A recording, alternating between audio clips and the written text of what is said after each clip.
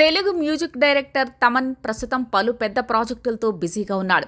Keyboard ప్లేయర్గా కెరీర్ను start చేసిన తమన్ ఇప్పుడు సౌత్లోని టాప్ మ్యూజిక్ డైరెక్టర్లో ఒకటిగా కొనసాగుతూ తన సత్తా చాటుతున్నాడు. 64 మంది మ్యూజిక్ డైరెక్టర్లతో దాదాపు 900 సినిమాలకు పైగా వర్క్ చేసిన తమన్ రీసెంట్గా ఓ ఇంటర్వ్యూలో మ్యూజిక్ గురించి పలు ఇంట్రెస్టింగ్ వ్యాఖ్యలు చేశాడు.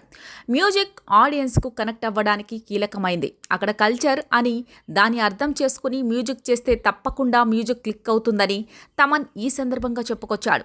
తాను హిందీ, తమిళ, తెలుగు, కన్నడ, మలయాళ భాషల్లోని సినిమాలకు సంగీతం అందించానని, ఆ టైంలోనే ఎక్కడి ఆడియన్స్ ఎలాంటి పాటలు వింటారో తెలుసుకున్నానని వెల్లడించారు.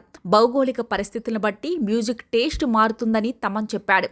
తడా మరియు సూలూరుపేటకు దూరం 50 కిలోమీటర్లే అయినప్పటికీ ఆ రెండు ప్రాంతాల వాళ్ళు వినే మ్యూజిక్ వేరుగా ఉంటుందని, ప్రతి ప్రాంతానికి మ్యూజిక్ పరంగా స్పెషల్ ఐడెంటిటీ ఉంటుందని, అదే దేశానికి గొప్ప అందమని తమన్ తెలిపాడు. ప్రతి భాషకు సొంత రితంతో పాటు ఆత్మ కూడా ఉంటుందని, ఎన్నో భాషల్లో పనిచేసిన అనుభవమే తనకు ఈ విషయాన్ని నేర్పిందని తమన్ పేర్కొన్నారు. ఒక భాషలో వర్కౌట్ అయ్యే మ్యూజిక్ మరో లాంగ్వేజ్కు వర్కౌట్ అవ్వదని, తెలుగు మ్యూజిక్ తమిళంలో వర్కౌట్ అవ్వదని, తమిళ మ్యూజిక్ మలయాళం, కన్నడలో వర్కౌట్ అవ్వదని తమన్ చెప్పుకొచ్చారు.